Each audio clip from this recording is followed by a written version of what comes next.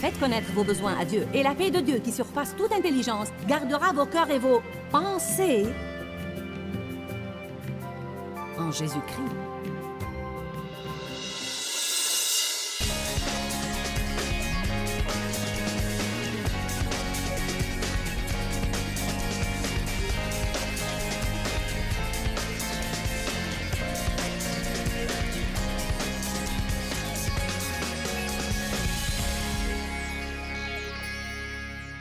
Qui a jamais constaté n'importe quel combat contre son esprit?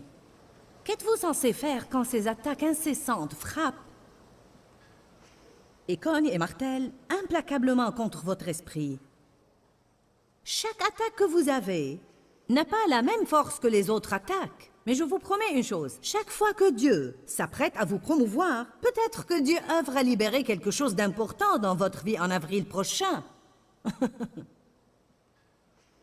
Mais comme souvent vous ne voyez pas le monde spirituel comme le font les forces du mal, elle voit ce qui se prépare pour vous en avril. Ainsi, le diable se dit bien, je vais vous régler ça. Je vais lancer une attaque comme vous n'en avez jamais vu. Pourquoi Dieu ne l'arrête-t-il pas? Ce qu'on doit faire, c'est penser à ce qu'il a dit à Pierre. Satan vous a réclamé pour vous secouer dans un crible.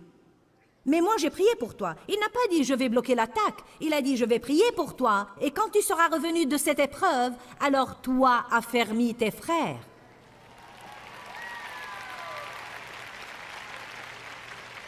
On n'obtient aucun pouvoir pour aider les autres, rien qu'en lisant des livres à ce sujet. Vous devez passer à travers, et vous aurez quelque chose à dire qui a autorité. On passe tous par des périodes où nos pensées sont attaquées et nos émotions sont attaquées. Parfois, et surtout si vous n'avez pas eu de combat pour quelque temps, et voici qu'une attaque vous tombe des nues, vous êtes surpris et vous dites « Mais quoi ?»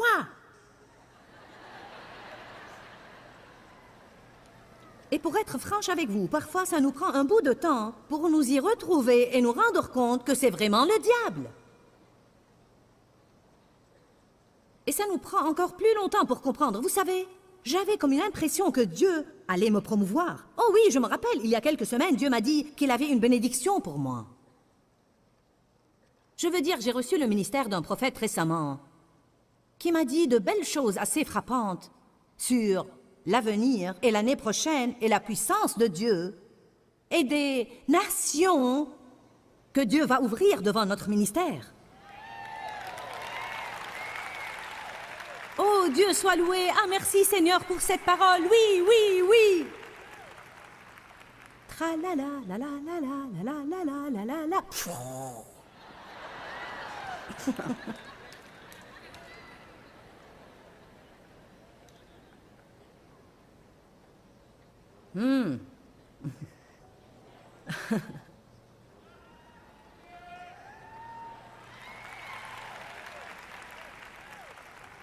Et c'est pourquoi on doit se battre.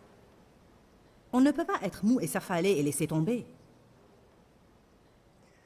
Tenez ferme. Faites ce que la crise exige, puis redressez-vous. Et dites, diable, tu ne me feras pas reculer. Tu ne me recouvriras pas de doute et d'incrédulité. Je ne vais pas écouter tes mensonges, je marche en avant. Si vous n'êtes pas rempli d'une sainte détermination, vous n'y arriverez pas dans cette marche avec Dieu. Vous avez intérêt à vous munir d'un peu de la colère du Saint-Esprit aujourd'hui et dire « C'est terminé, diable, tu ne mèneras plus ma vie. »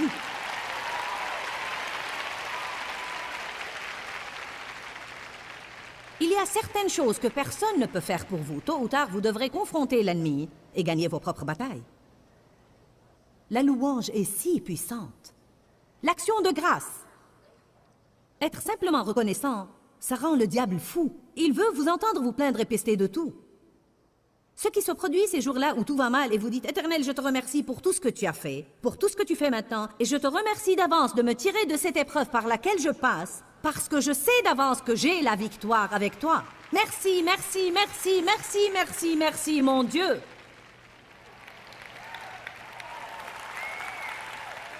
Dave m'a dit hier, en fait, Dave médite beaucoup sur la fidélité de Dieu.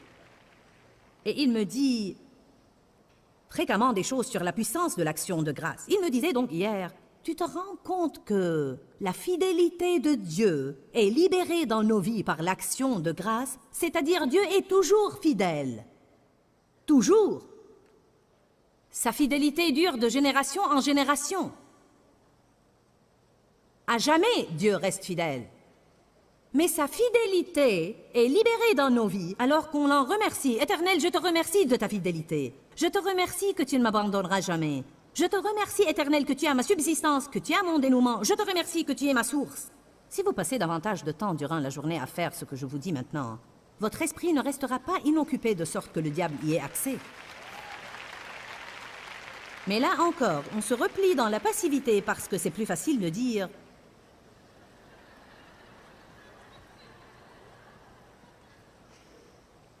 Si seulement j'étais béni. Si seulement le diable me laissait tranquille. Je ne comprends pas pourquoi je suis toujours attaqué. » Surmontez ça! Allez, je suis furieuse contre le diable aujourd'hui. J'ai dit surmonter ça.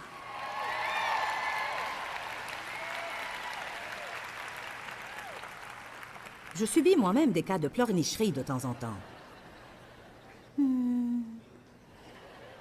Servir Dieu, travailler constamment tout le temps, prêcher. Le diable ne me laisse jamais tranquille. J'en ai assez de tout ça, j'en ai marre.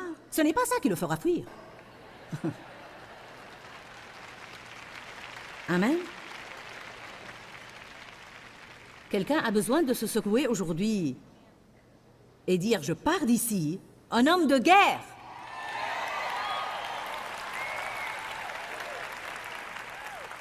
Dites, diable, tu n'auras pas mes gosses, tu n'auras pas mon mariage. Tu n'auras pas mes pensées.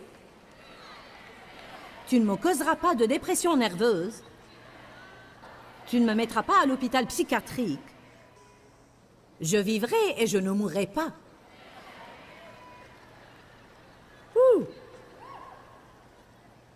Philippiens 4,6 dit « Ne soyez inquiets de rien, mais en toute occasion, par la prière et la supplication, accompagnée d'actions de grâce. » Faites connaître vos besoins à Dieu, et la paix de Dieu, qui surpasse toute intelligence, gardera vos cœurs et vos pensées en Jésus-Christ. Je vous dis que vous pouvez interrompre les projets de Satan sur vous, rien qu'en ouvrant votre bouche et en commençant à remercier Dieu de tout ce que vous pouvez penser à l'en remercier. Car les armes de notre combat ne sont pas charnelles, mais leur puissance vient de Dieu pour renverser des forteresses. Si mes armes ne sont pas charnelles, elles doivent être spirituelles. Tout ce dont je vous parle aujourd'hui opère dans le royaume spirituel. Quand je loue et rends grâce à Dieu, quelque chose se produit dans l'esprit. Quand je déclare la parole, quelque chose se produit dans l'esprit. Vous ne pouvez pas comprendre ces choses par l'intellect, mais par le cœur. Y a-t-il quelqu'un ici qui rend témoignage à ce que je dis, que c'est ce que nous devons faire dans nos vies? Allons, un petit moment de vérité maintenant. Qui de vous a été attaqué mentalement par l'ennemi ou dans vos émotions et vous n'avez pas fait ça? Bon, alors vous êtes aujourd'hui au bon endroit et au bon moment, n'est-ce pas? Qui va rentrer chez lui et le faire? Pas une seule fois, mais encore et encore. Vous devez vous rappeler qu'on ne s'est pas mis dans le pétrin dès la première méprise et on n'en sortira pas en faisant une seule chose de bien. Encore et encore et encore et encore et encore. Chantez ou écoutez de la musique ointe. Ça fera courir le diable au loin. Allez à 1 Samuel 16.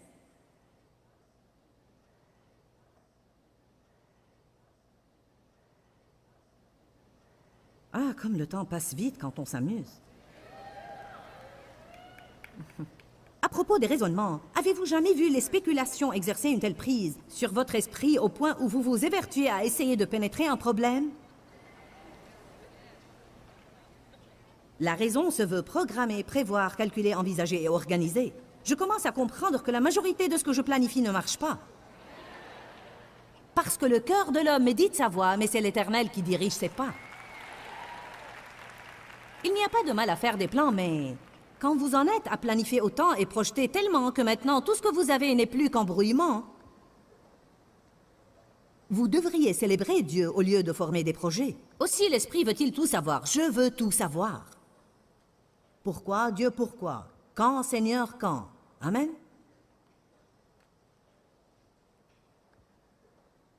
On doit se méfier de la spéculation. C'est un grand problème que de vivre en calculant tout le temps. 1 Samuel 16, 16. Que notre Seigneur ordonne à ses serviteurs, qui sont devant toi, de chercher un homme qui sache jouer habilement de la cithare. C'est quel genre d'instrument, ça, Charlie? Tu sais, c'est comme une petite harpe ou guitare ou quelque chose comme ça. Bon. Ainsi, quand un mauvais esprit venu de Dieu t'assaillira, il en jouera, et cela te soulagera. Bon, Saul était tourmenté par un mauvais esprit. Et ils ont dit, allons trouver quelqu'un qui sache jouer habilement de la cithare, et qu'il joue une bonne musique ointe, et cet esprit mauvais te lâchera, et tu seras soulagé.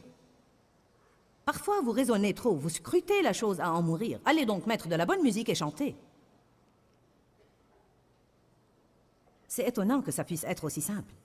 Procurez-vous cette musique sur le sang de Jésus, et la prochaine fois que votre esprit est tourmenté, allez vous asseoir, mettez ce chant sur le sang de Jésus, et détendez-vous et levez les mains et chantez avec.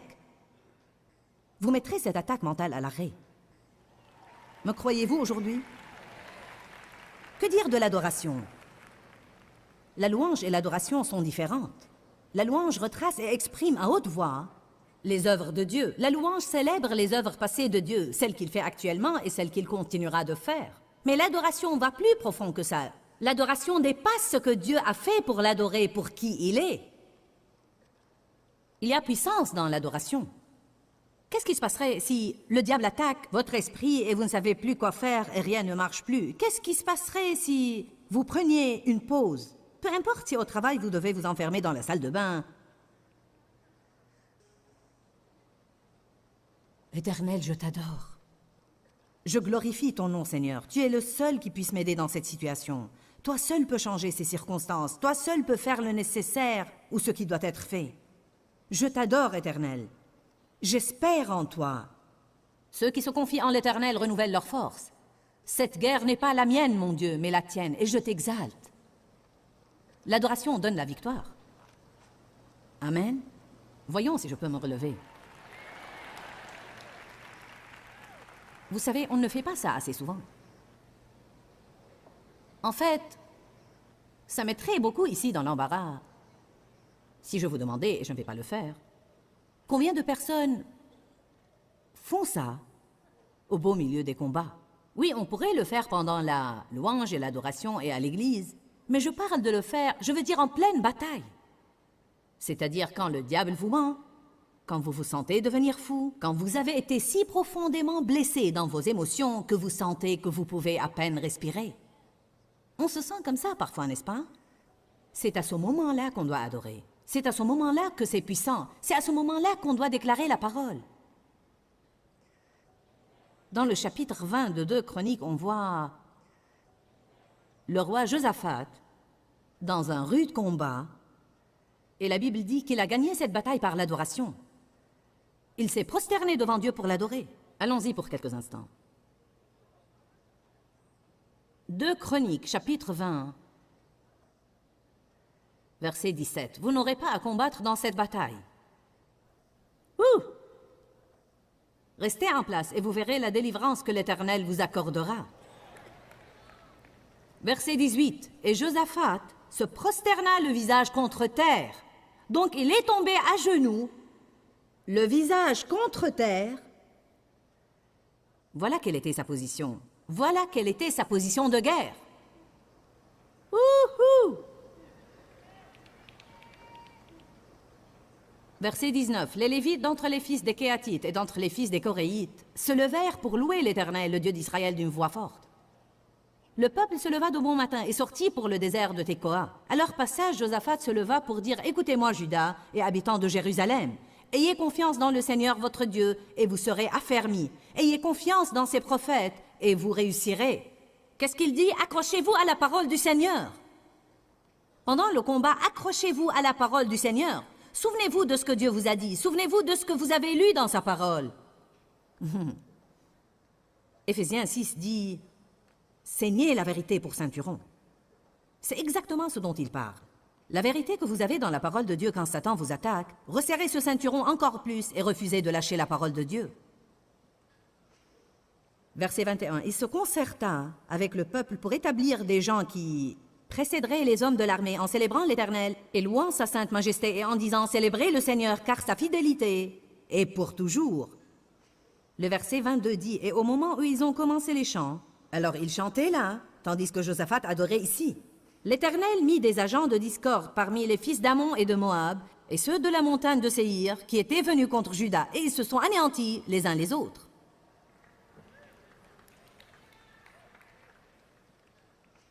Regardons encore une fois notre liste. Comment peut-on arrêter les pensées qui nous apportent la destruction quand notre esprit est attaqué par le souci, quand notre esprit est assailli par la crainte ou les spéculations? N'abhorrez-vous pas ces jours où votre esprit s'immobilise sur quelque chose? Je veux dire, vous vous dites « Ah, pourquoi je ne peux pas me libérer de ces pensées? » Parce que vous n'interrompez pas le plan de Satan. Vous ne faites rien d'autre que vous questionner et souhaiter.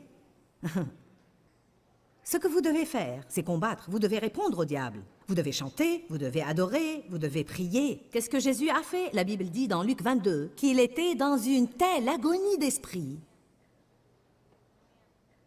que sa sueur est devenue comme des caillots de sang. On ne sait même pas ce qu'est une attaque sur nos esprits. Avez-vous jamais eu une attaque sur votre esprit au sujet d'une certaine personne? Elle monopolise vos pensées et vous vous dites « Mais allez-vous-en » Je vous dis ce que vous devez faire pour vous aider vous-même. Qu'a fait Jésus dans Luc 22? L'Écriture dit qu'il s'est mis à genoux et il a prié. Et il a dit aux disciples « Ne pouvez-vous pas veiller 1 heure avec moi ?» Exemple de pensée inappropriée. Spéculation, souci, anxiété, appréhension, doute, incrédulité, pensée négative, pensée de jugement. À propos du souci, allons à Matthieu 6.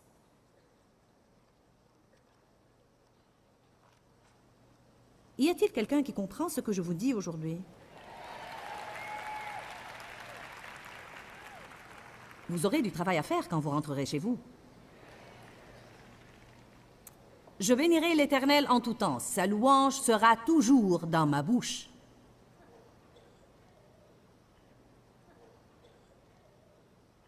Matthieu 6, verset 33. Mais cherchez premièrement le royaume et la justice de Dieu, sa manière d'être et sa manière de faire, et toutes ces choses vous seront données par-dessus. Ne vous inquiétez donc pas et ne vous souciez pas pour le lendemain. Le lendemain aura ses propres soucis et inquiétudes. À chaque jour suffit sa peine. Que se passe-t-il quand on commence à s'inquiéter du lendemain? C'est ça, la surcharge. Vous avez bien trouvé. Vous savez pourquoi? Parce que Dieu nous donne la manne qu'il nous faut pour un seul jour. Tout ce dont on dispose et la force dont on a besoin pour aujourd'hui. De quoi est-ce qu'on s'inquiète? De notre subsistance. D'où va-t-elle venir? Quand est-ce qu'elle va venir? Pourquoi est-ce qu'on fait ce qu'on fait? Et pire encore, pourquoi faites-vous ce que vous faites? Essayez donc de comprendre quelqu'un d'autre. Vous ne pouvez même pas vous comprendre vous-même. Qu'est-ce que j'ai pu faire qui puisse vous faire réagir comme ça? Vous êtes-vous jamais posé cette question à l'égard de vos enfants? Encore et encore et encore et encore. La louange, l'adoration, l'action de grâce, répondre au diable, toutes ces choses sont si puissantes. Dans le psaume 42, David dit « Pourquoi t'as battu au-dedans de moi, mon âme? Espère en Dieu, parce que je célébrerai encore ses prouesses et ses hauts faits. » Ses émotions s'enlisaient. Il menait un combat dans ses sentiments. Il était déprimé. « Pourquoi es-tu si abattu, mon âme? » Il se sentait découragé. Il a failli abandonner. Il ne voulait pas sortir ce jour-là. Tout paraissait sombre et sinistre. Et il s'est dit « Pourquoi es-tu comme ça, mon âme? Espère en Dieu. Je le louerai encore, lui qui est le soutien de ma contenance. » La même chose devra marcher pour nous. Ne dites pas « Je me sens déprimé. » Oh oh, je me sens écrasé. Si seulement je n'étais pas découragé. Revêtez un vêtement de louange au lieu d'un esprit abattu. Désolé, vous devez le revêtir. Il ne vous sera pas utile quelque part là, par terre. Ça ne vous servira à rien d'avoir ces cassettes de musique, vous devez les mettre. Ça ne vous aidera pas juste de connaître la parole, vous devez la déclarer. Ça ne vous profitera pas d'acheter toutes mes cassettes, vous devez les écouter. Ça ne vous rendra pas plus spirituel d'avoir toute la bibliothèque Joyce Meyer. Mais on se sent spirituel, n'est-ce pas? Louez le Seigneur, regardez-moi ça. Je veux dire, j'ai 3000 livres et toutes les cassettes de Joyce. Satan attaque nos pensées d'une façon régulière. Mais on peut gagner la bataille de nos pensées par la louange, l'adoration, les actions de grâce, et en passant du temps de qualité avec Dieu et en répondant au diable. La Bible nous dit d'être les imitateurs de Dieu. Jésus a réfuté le diable et nous pouvons faire de même. Dis-leur que je les aime. Dans ce livret, Joyce Meyer donne une révélation de l'amour de Dieu pour nous. Pour obtenir ce livret gratuitement, écrivez-nous à Joyce Meyer, boîte postale 40095-6300, Larnaca, Chypre. Ou bien visitez notre site web www.joycemeyerme.org/fr.